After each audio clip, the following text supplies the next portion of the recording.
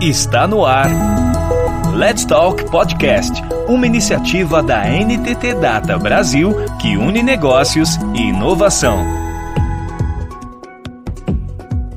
No terceiro episódio desta série que destaca a atuação do Grupo de Afinidade das Pessoas LGBTI+, da NTT Data Brasil, tem muita coisa interessante para aprender. Por exemplo, as palavras, expressões que ofendem e qual o significado da sigla LGBTI+, a participação da NTT Data em fóruns e os resultados do primeiro censo de diversidade da NTT, com a participação de mais de 2.400 colaboradores, são outros itens da pauta do podcast. Falam neste episódio Aline Lucena, Processes Technician, Eduardo Carregosa Fernandes, programador de sistemas de informação, e Giovanna Toniolo, Staff Partner. Oi pessoal, bem-vindos ao Let's Talk, o podcast da NTT Data. Esse é o terceiro episódio da série sobre diversidade. Hoje a gente vai falar sobre o grupo de afinidade das pessoas LGBTI+. A gente está com 3 convidados especiais, o Eduardo Carregosa Fernandes, líder desse grupo, e 2 convidadas, Giovanna Toniolo e Aline Lucena. Sejam bem-vindas. Olá pessoal, tudo bem? Eu sou o Edu. Eu sou líder do grupo de afinidade LGBTI+, e sou desenvolvedor front-end aqui na NTT. Olá pessoal, eu sou a Giovanna Toniolo, sou Staff Partner aqui na NTT Data e atuo na área de produção. Eu sou a Aline Lucena, faço parte do time da Universidade Corporativa Global e também do grupo de afinidade LGBTI+. Vamos começar falando um pouco sobre o grupo de afinidade que vocês fazem parte aqui na NTT. Conta pra gente um pouco sobre o grupo, como surgiu e quais os seus objetivos. Bom, o grupo de afinidade ele começou lá em maio do ano passado. Nós tivemos a nossa primeira reunião em julho. Nesse tempo, todos os líderes de todos os grupos eles se reuniram para entender um pouquinho melhor como que poderíamos contribuir para esse projeto. E verificar também um pouco das ações, de tudo que a NTT precisava e de tudo que nós poderíamos também realizar. Foi meio difícil no começo, mas a gente persistiu bastante. Continuamos aprendendo com tudo isso. O grupo LGBTI+, em específico, ele segue os objetivos dos compromissos do Fórum de Empresas e Direitos LGBTI+. E a NTT ela é signatária deste fórum, e lá nós focamos bastante nas esferas de disseminação de conhecimento, promover um ambiente mais respeitoso, focar nas ações também em promoções dos direitos LGBTI+. E assim, vamos caminhando, né? Nós temos uma reunião também a cada mês, e falando um pouco sobre os objetivos, e algo que ficou bem marcado, foi uma aula que nós tivemos com a Ritinha no mês do Orgulho LGBTI+, nesse ano. Foi uma experiência bem legal e nós pudemos aprender bastante sobre a comunidade. E também tem várias palestras que nós acabamos fazendo nas reuniões, com diversos conteúdos e diversos convidados. E vários materiais também são criados com conteúdos da comunidade que estão no Brasil Connect. E também tem os e-mails, né, do Diverse News, que lá a gente tem um compilado de todos os grupos de afinidade. Eu queria começar o papo fazendo uma pergunta sobre nomenclatura. Por que na NTT Data a gente usa a sigla LGBTI+? Qual o significado da sigla e quais as outras identidades estão implícitas nela através do mais? Como o Edu comentou, a NTT Data ela faz parte do Fórum de Empresas e Direitos de Pessoas LGBTI+. E é por isso que a gente utiliza esse segmento de sigla. Então, vou explicar para vocês um pouquinho qual que é o significado dessas letrinhas.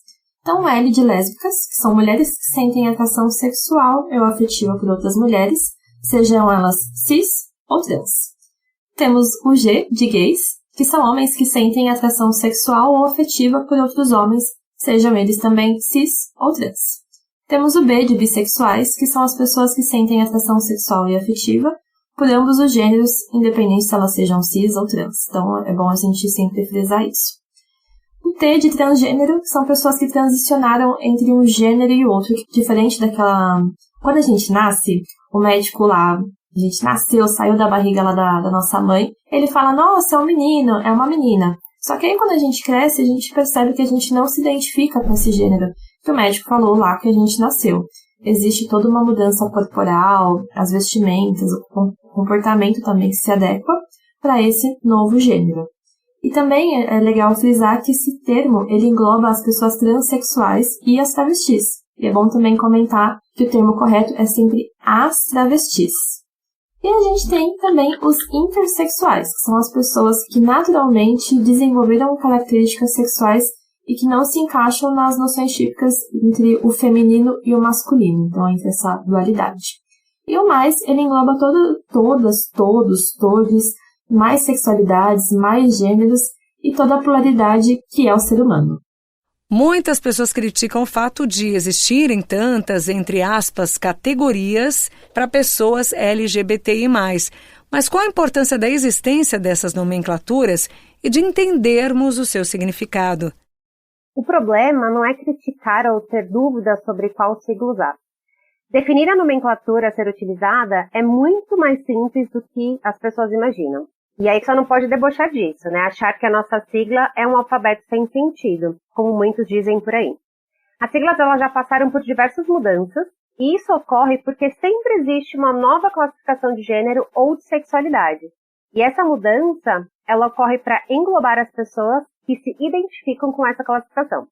A sigla ela é uma autoafirmação política e ideológica. Ela vem para mostrar que existe uma força, um movimento muito grande lutando por cada um de nós, LGBTIA+. Ele é um ato político. É o que nos faz, né, o que faz a gente coexistir e lutar pelos nossos direitos dentro de uma sociedade completamente homofóbica. LGBT-fóbica, como dizem também. Então, sempre existirá uma necessidade de ampliar a sigla. As coisas elas só existem oficialmente quando se tem um nome. Então, essa é a importância das letras na nossa sigla. Dizem que respeito e aceitação são coisas diferentes. Vocês podem comentar um pouco sobre qual é essa diferença? Sim. As pessoas elas possuem o direito de escolha e isso serve para todo mundo, independente de qualquer situação. E quando a gente não aceita, a gente tem o direito de lutar para fazer com que a mudança ela aconteça. Mas o que a gente deve sempre lembrar é que precisa existir o respeito. Então, sempre levar em consideração a opinião dos outros, ou seja, reconhecer que a outra pessoa ela também tem o direito de escolha dela. Isso é super interessante da gente pensar, porque eu posso não aceitar uma condição, mas eu preciso respeitar tanto o ponto de vista quanto a luta da pessoa, que tem ali uma diferença que simplesmente porque ela não é igual a mim ou porque ela tem algum ponto aí de divergência. Gente, o respeito é a base de tudo. E com conhecimento também a gente pode aproveitar para compreender, aceitar melhor como que as pessoas são na sua essência. Vocês podem falar um pouco sobre o Censo de Diversidade da NTT Data e qual a importância desse levantamento? Quais dados foram levantados e como é feito esse censo? Nesse ano nós tivemos o primeiro censo de diversidade e isso foi bem interessante, como foi colocado. Nós tivemos 2.430 participantes e eles contribuíram para essa ação de uma forma muito legal. Essa quantidade de colaboradores representa 46% dos atuantes no Brasil em agosto de 2022. E dessa porcentagem, nós tivemos 13% de pessoas que pertencem à comunidade LGBTI+, com 42,9% de homossexuais, 34,9% de bissexuais, 12,7% de pansexuais, 2,7% de assexuais e 6,17% que não se declararam e 0,73% de outras orientações sexuais existentes. Da mesma forma que foi falado com as letras, nós temos diversas outras sexualidades que ainda estão sendo descobertas também. Então é interessante sempre colocar que existem outras orientações sexuais. Estes dados também eles são importantes para nós, como empresa, e nós podemos realizar e elaborar diversas métricas para entendermos melhor a comunidade LGBTI+, e melhorar o convívio delas dessa comunidade dentro da empresa. Esse censo ele foi realizado com alguns estudos que nós fizemos tanto dentro e fora da organização, para podermos formatar todas essas perguntas da forma mais clara, coesa, e tudo dentro da questão da Lei Geral de Proteção de Dados. Por isso que foi totalmente anônima essa pesquisa. E após uma análise interna e verificar todas as perguntas, nós fizemos um acordo e lançamos esse censo para todos vocês responderem. Então fica frisado aqui que a importância dele é melhorar todas as ações que nós já temos como companhia para a comunidade. O censo do IBGE demonstra que hoje, no Brasil, as mulheres em geral ainda não recebem o mesmo que os homens. Ocorre o mesmo com as pessoas LGBTI+, em relação às pessoas cis-hétero. Essa pergunta ela nos leva a pensar em vários pontos dentro do nosso país como um todo. Porque aqui nós podemos abranger os contextos de educação, de uma educação inclusiva. Isso é uma luta muito grande feita por diversas organizações hoje em dia. A comunidade LGBTI+, há pouco tempo que ela está ganhando mais espaço, né, tanto na mídia como nos cursos, em vagas inclusivas. É algo que ainda ocorre, porém existe um grande trabalho pela frente, né, mas já estamos caminhando para melhorar isso. Foi focado principalmente nas pessoas trans, que é o público mais vulnerável quando nós falamos sobre mercado de trabalho. A gente que faz parte da comunidade, a gente escuta, né, praticamente o tempo inteiro comentários homofóbicos que as pessoas julgam engraçado. Às vezes a gente escuta, seu viado, por que você fez isso? Eu, por exemplo, sou casada com uma mulher, escuto muito, né? Você é casada com uma mulher, você é traumatizada, porque você nunca teve, ou você é traumatizada, ou porque você nunca teve um homem de verdade. São comentários que as pessoas, elas acham engraçado e que não são, são extremamente desrespeitosos.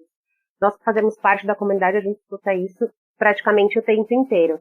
Outra coisa também, eu sou bem alta, eu tenho 1,83 m de altura, e as pessoas brincam muito que, você parece um traveco, porque como eu sou muito alta, fora do padrão, né, aqui no Brasil para uma mulher, a minha altura, e as pessoas já acham super engraçado. E eu achei já isso engraçado até um determinado momento da minha vida, porque eu escutava tanto isso, pra mim era super normal. E não é, né? Porque ser travesti não é algo engraçado. É a identidade de alguém. Então a gente precisa respeitar. E como é que a empresa, né, o nosso ambiente de trabalho pode ajudar a fazer com que as pessoas que fazem parte da comunidade sintam-se acolhidos? Uma das coisas é respeitar a identidade, né, dos profissionais trans, incluir isso no crachá, no e-mail, respeitar isso em todos os momentos. Banheiro unissex, que é algo que a gente tem na NTT Data no nosso novo escritório, isso é algo extremamente importante. Trago mais um exemplo também no meu dia a dia. A minha esposa, ela se veste, vamos dizer assim, de masculinizada, né, tem o cabelo curto, enfim. Sempre que ela vai no banheiro feminino, as pessoas ficam olhando com uma cara super estranha. E eu sempre acompanho ela no banheiro. Já teve casos das pessoas quererem bater nela, achando que ela estava invadindo o banheiro e ficavam olhando feio. Então, isso é muito complicado. Quando a gente tem na empresa, né, um banheiro unissex, você pode se sentir super à vontade de entrar sem ter esse problema, eu acho que é mais uma atitude que a gente consegue acolher, né, os nossos colaboradores. Na visão de vocês, qual o grupo da comunidade LGBTI+, que sofre mais com discriminação na sociedade e por que isso ocorre? Como a gente comentou, né, o grupo de pessoas trans, na minha visão, é o que mais sofre. E a gente também comentou sobre os dados do ANTRA, e é um público ainda muito vulnerável. Então é necessário que a gente tenha um olhar muito mais aberto para essas pessoas, respeitando a sua identidade. Esses dados da ANTRA, quem quiser acompanhar pode pesquisar mesmo também. Eles fazem um levantamento todos os anos com os dados de violência contra as pessoas trans. É muito triste quando nós olhamos para isso. Então, como nós já comentamos sobre a questão da idade. A expectativa de vida de uma pessoa trans é de 35 anos, enquanto a da população em geral é de quase 75 anos. Então, esse ponto, nós já vemos que a discriminação é extremamente profunda. Até mesmo na hora das pessoas fazerem uma denúncia por alguma agressão. Na última pesquisa que saiu, visando os anos final de 2020 e 2021, tem vários relatos que colocam que as pessoas trans, às vezes, evitam de fazer a denúncia, né, de ir numa delegacia, prestar um boletim de ocorrência, por conta da discriminação que, às vezes, sofrem dentro da delegacia. Isso acaba aumentando a discriminação, fora a questão da não punição dos agressores. Dentro dos grupos de violência, a não punição dos agressores dentro deste grupo é muito grande. E fora que o primeiro caso de feminicídio também foi colocado para uma pessoa trans, foi no ano retrasado, foi em 2020. Tempo que estamos falando mais abertamente sobre a discriminação dessa população. Por mais que a gente seja do meio, a gente sabe que essas mortes aconteçam, que exista toda essa dificuldade, a gente é privilegiado de estar numa empresa que A gente não tem esse tipo de problema. A gente sabe que pode existir alguns silos, alguns problemas em alguns lugares específicos, mas de maneira geral, a gente não escuta. Nunca tive nenhum problema do tipo e também não ouvi nenhum colega meu relatando isso. E quando a gente vai para a sociedade, a gente sabe que a realidade é totalmente diferente. Então, eu tenho alguns amigos trans que relatam que eles têm medo de entrar em determinadas empresas porque eles sabem que a cultura de lá não é tão positiva quanto a nossa. Então, são cuidados a mais que o público precisa ter justamente para poder se manter seguro. Bom, a gente vive num país em que membros do governo ainda dizem que azul é para menino, rosa é para menina. Quais os impactos que essa mentalidade propagada pelas figuras de poder tem na sociedade?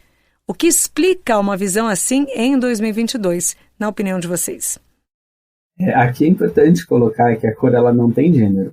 Isso de a gente colocar que o azul é para meninos e o rosa é para meninas é uma construção social. Então ele é uma homofobia estrutural que vem de bastante tempo atrás, onde se colocava, né, associava a cor ao gênero de alguém. E se nós formos olhar para um lado bem técnico sobre isso, existem milhares de cores, né, e não precisamos nos limitar a somente as duas para declarar um gênero. Isso é explicitamente errado de se colocar. Até mesmo hoje em dia existe uma cultura muito grande de fazer os chás de revelação e sempre é colocado o azul para meninos e o rosa para meninas. Então isso é algo que está incluído dentro da sociedade de forma às vezes até implícita. Um caso em particular que aconteceu, eu tenho um casal de amigos e o chá de revelação deles eles vão fazer com verde e roxo. Foi o primeiro caso que eu vi que foi diferente. Até elogiei bastante, falei, nossa, que legal, porque para sair desse mesmo contexto que as pessoas acabam colocando, e isso vai fazendo com que as pessoas multipliquem essa ação, porque elas acabam vendo e vão copiando. Nós somos seres que vemos, aprendemos através de atos e vamos copiando aquilo. É algo muito profundo uma pessoa, seja do governo ou uma pessoa que tem pessoa influenciadora digital, colocar isso de forma explícita, pois isso acaba diminuindo a luta de diversas pessoas, por mais que seja somente uma cor. Isso não é legal de se fazer. Isso invalida outras pessoas, invalida outras identidades de gênero também. E eu acho que vai muito mais além, não só da questão da cor, mas da liberdade da pessoa ser o que quer. A sociedade ela impõe que a mulher ela precisa usar saia, precisa estar maquiada, precisa se portar como uma dama, o homem tem que usar calça, não pode usar saia. E hoje na sociedade isso vem se desconstruindo, mas infelizmente a gente ainda tem pessoas na política que são totalmente contra. E o que importa é a gente lutar por isso, né? Então o homem sim pode usar saia, o homem pode usar cropped, a mulher pode usar calça, a criança ela pode ser uma menina e brincar de carrinho, o menino ele pode brincar de boneca. Eu acho que vai até mais além, né? Não é anormal essas questões. Mas infelizmente a gente tem aí uma política que impõe coisas completamente absurdas. É importante também a gente comentar algumas coisas da nossa experiência, né? E é assim, bem estranho, inclusive, lembrar disso, porque ouvindo a fala da Aline, eu fui lá na minha infância, quando eu era criança, e eu preferia brincar com os meninos, ao invés de brincar com as meninas, porque os meninos brincavam de carrinho. E as meninas, brincar de boneca, gente, não quero brincar de boneca, brincar de carrinho, que é muito mais legal. E fecha essas pernas, menina, senta aqui na mocinha. O quanto que a gente é, já desde criança, influenciada a achar que aquilo que a gente está fazendo não pode. Não pode porque é coisa de menino. Tá, mas por que não pode e é coisa de menino? Meninas não podem fazer, meninas não podem brincar de carrinho. Então é bem meio doloroso lembrar, porque eu acho que se eu tivesse um pouco mais de, dizer assim, apoio, talvez até a minha história de trabalho teria sido diferente. Eu teria, virado engenheira ao invés de trabalhar com o que eu trabalho hoje, se eu tivesse tido um pouco mais de apoio dos meus pais, da família, da comunidade como um todo, e simplesmente, meninas têm que usar rosa, né? Tem que usar rosa e sentar direitinho e ficar caladinha aqui, porque, meninas são mais quietinhas, né? Então, acho que é uma discussão super rica que a gente tem aqui. Uma coisa super legal que a gente estava comentando num slot, aqui, numa reunião antes aqui da gravação, que a gente falou assim, sobre roupa, né? E a gente chegou numa pergunta que é: homens também podem usar kilt aqui na NTT? E foi super curioso porque a gente não estava esperando que essa pergunta fosse surgir. E sim, homens podem usar kilt, que é aquela saia masculina. Então, o quanto que a gente efetivamente hoje está se abrindo mais, não só como pessoas, mas como comunidade, para ser quem realmente a gente é, independente de uma roupa que é simplesmente ali uma roupa que eu estou usando hoje, que eu posso trocar amanhã sem o menor problema e tá tudo certo, independente da cor dela ou do gênero que falaram que aquela roupa deveria ter. Aproveitando que a Gi trouxe esse caso de quando ela era pequena, me fez lembrar algo também, pra gente dar risada um pouquinho. Quando eu tinha uns 7 anos, eu fui brincar de corrida com os meus primos. Eu era bem aquela criança tipicamente masculina.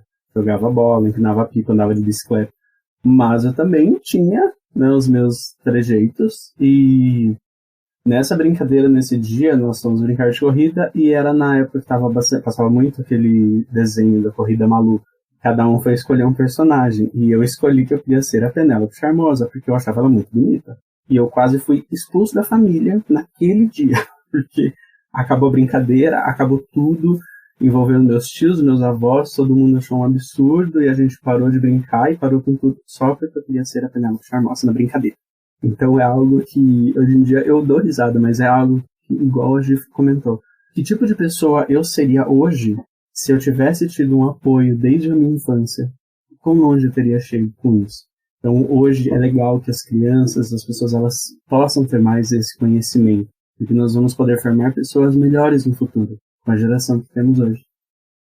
Quando eu era criança, na verdade até hoje, meu sonho era tocar guitarra. E a minha mãe falou pra mim que isso era coisa de menino.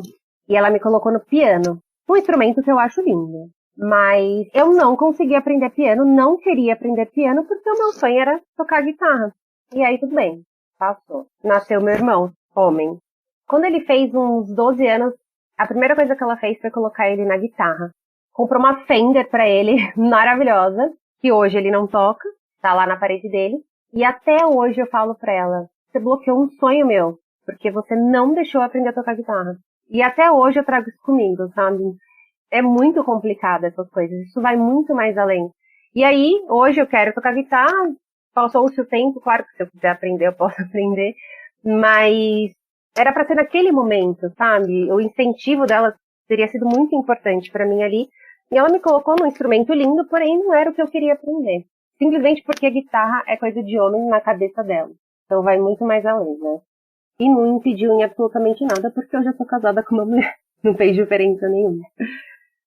Quais as políticas públicas poderiam existir ou já existem para melhorar a qualidade de vida e assegurar direitos básicos para as pessoas LGBTI+. Temos vários pontos a se considerar. Então eu trouxe aqui algumas políticas que foram conquistas, na verdade. Tem pouquíssimo tempo que isso vem.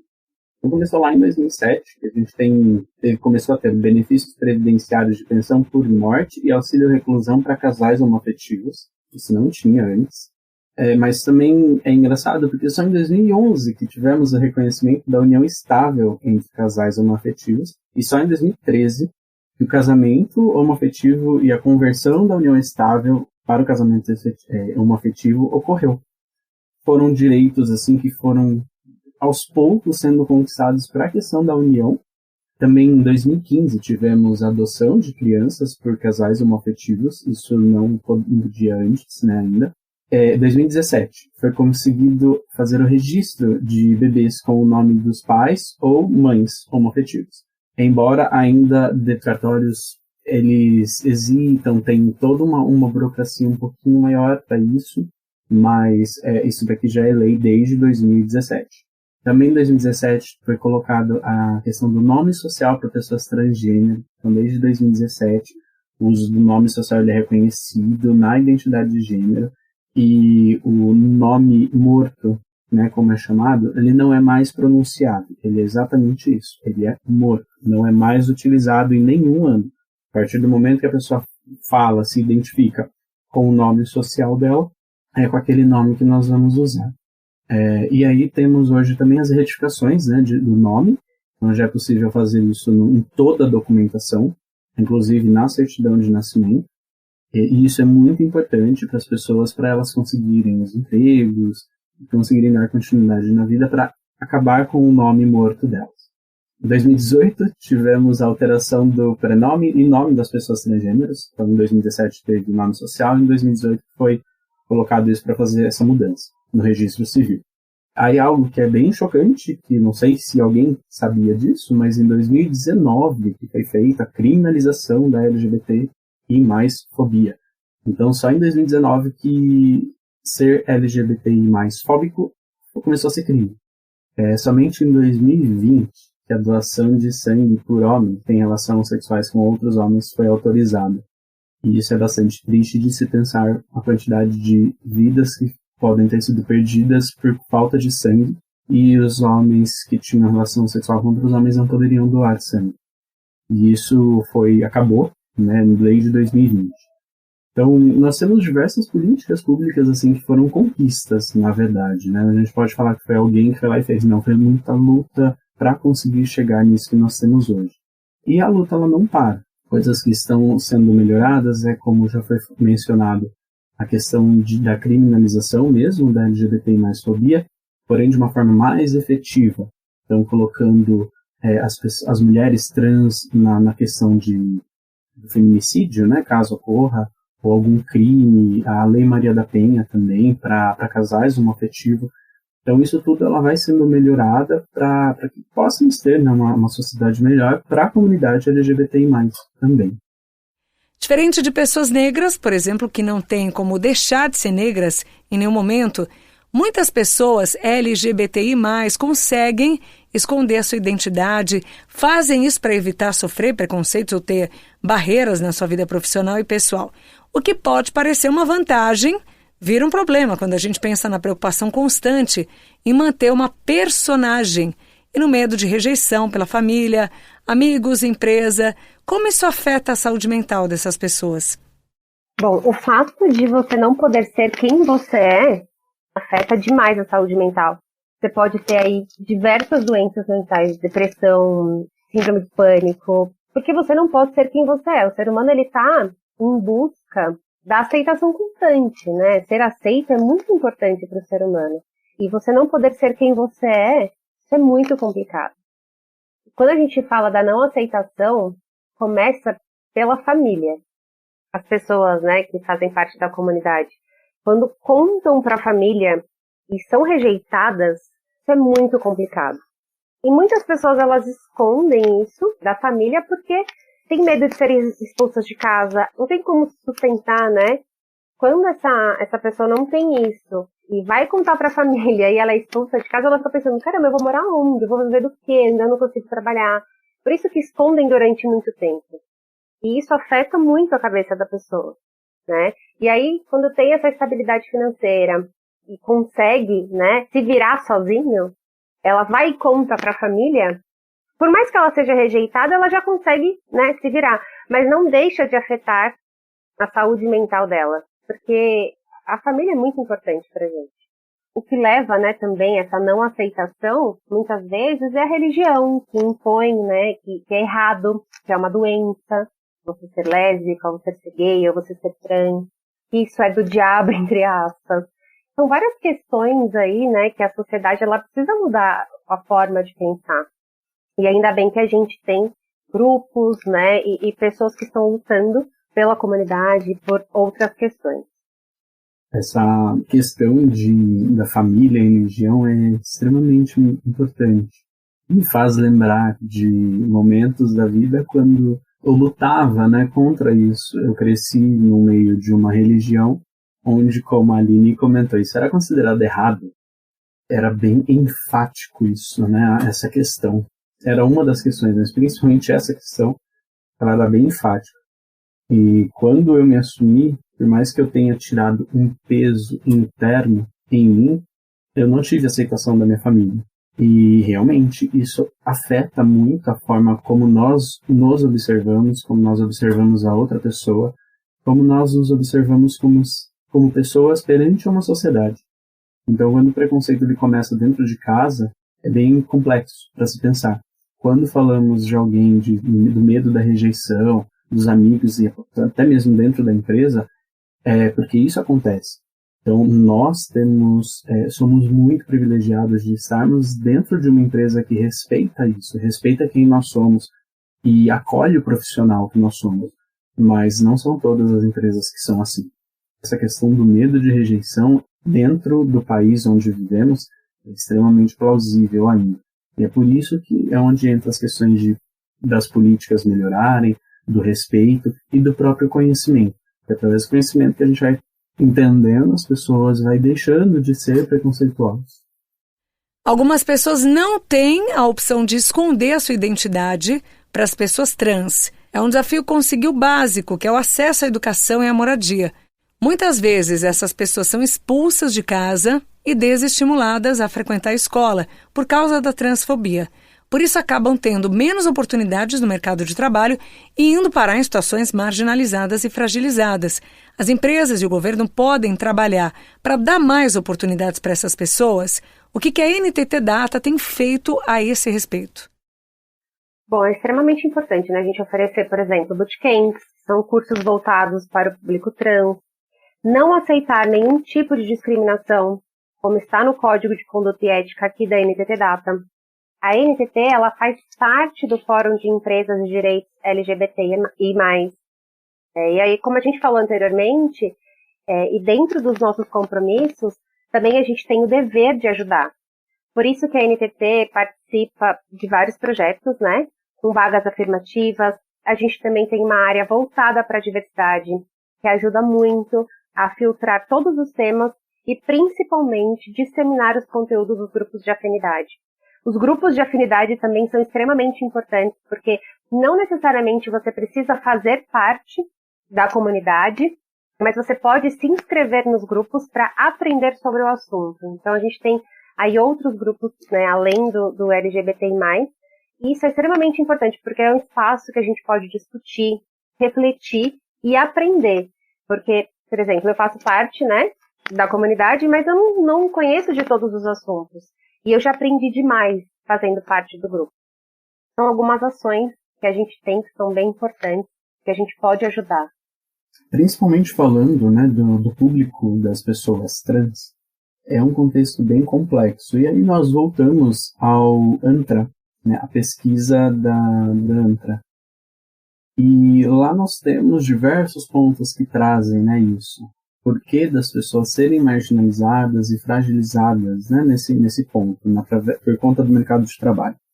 Tem a evasão das escolas, nós temos a discriminação não só dentro das escolas, mas em cursos, dentro de algumas empresas. E é por isso que as políticas dentro das empresas acabam sendo importantes. A NTT fazendo parte do fórum é onde nós conversamos bastante a respeito disso. E vemos o que outras empresas estão fazendo, né? Um grupo que envolve âmbito nacional. Então, todas as empresas aqui do Brasil, elas se reúnem e elas estão debatendo melhores formas para chegarmos, né, alcançarmos as pessoas da comunidade.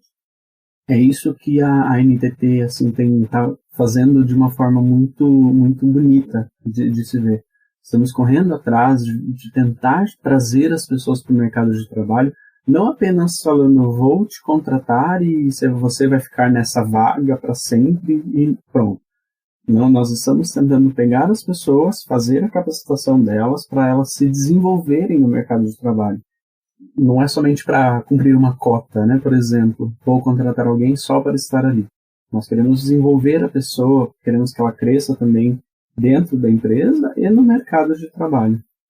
Conta pra gente como foi a Transintec Hackathon para pessoas trans que ocorreu em julho de 2022. Como foi a participação do time da NTT Data? Bom, gente, foi uma experiência extremamente gratificante. E a NTT, como uma empresa de tecnologia, tem um porte enorme para causar impacto e podemos perceber que isso ajuda muito a comunidade. Em março desse ano, a Transempregos divulgou as vagas que foram preenchidas pelas pessoas trans, mas não havia uma área de tecnologia ainda. Então, assim, a gente pôde ver a importância de se criar cursos e vagas afirmativas para a comunidade. Esse hackathon que teve foi muito legal para a gente poder fazer uma diferença, né, para vagas afirmativas. A participação do time da NTT foi muito legal. O líder do pessoal de People que participou, o Maurício, que esteve à frente, né, deste projeto, e foi em parceria com outras empresas também que eles fizeram. Foi bem interessante. São pequenos passos como esse que nós estamos tentando fazer e criar novos, né, hackathons para atender a todas as pessoas da comunidade. Bom, infelizmente a gente está chegando ao fim desse episódio. Gostaria de deixar uma última pergunta aqui e uma reflexão para vocês. Muitas pessoas acreditam que não se deve falar sobre orientação sexual ou identidade de gênero no ambiente profissional, alegando que esse assunto é coisa privada, porque esse tipo de pensamento atrapalha a luta das pessoas LGBTI+. E qual é a sua mensagem para quem pensa dessa forma? O que a gente não deve, de forma alguma, independente do caso, é expor as pessoas. Essa é uma questão particular e cada um deve ter ali o seu direcionamento, entender se sente confortável ou não para expor essa questão. Em relação a falar sobre o assunto, isso é algo que a gente tem que praticar, tem que fomentar mesmo, porque só assim, não só esse assunto, mas os outros também, de maneira geral, eles vão deixar de ser um tabu nas conversas. Então, não só falando da organização como um todo, mas da nossa vida. Então, a gente precisa falar sobre gênero, sobre sexualidade, e é bem importante para que a gente se conheça mais sobre o outro, para que a gente possa, assim, aprender a respeitar cada vez mais as semelhanças de todo mundo para ter uma empresa, ter um mundo cada vez mais igualitário e que as pessoas se sintam confortáveis de ser quem elas realmente são. Gostaria de agradecer muito a presença de vocês hoje. Bom, pessoal, obrigado para quem ouviu até aqui. Quero agradecer e participem do grupo de afinidade. Não só do LGBTI+, mas de todos os grupos. É muito importante pra gente. Isso aí, gente. E bora mudar o mundo, porque se a gente quer ver uma mudança, a gente tem que também colocar o nosso pezinho lá para deixar a nossa marca, né, gente? Vamos participar dos grupos e se envolver cada vez mais com esses temas. Valeu, pessoal! Queria agradecer também a todo mundo que escutou o podcast e dizer que a gente precisa ter orgulho de quem a gente é. Então, isso é muito importante. E ainda bem que a gente faz parte de uma empresa que tem muito orgulho dos colaboradores e luta por nós. Então, isso é muito importante. Muito obrigada. Obrigada a você que nos escutou até aqui. Fique ligado nos próximos episódios da série de diversidade no Let's Talk Brasil e até a próxima. Você ouviu Let's Talk Podcast, uma iniciativa da NTT Data Brasil que une negócios e inovação. Toda semana tem novidades por aqui. Até lá!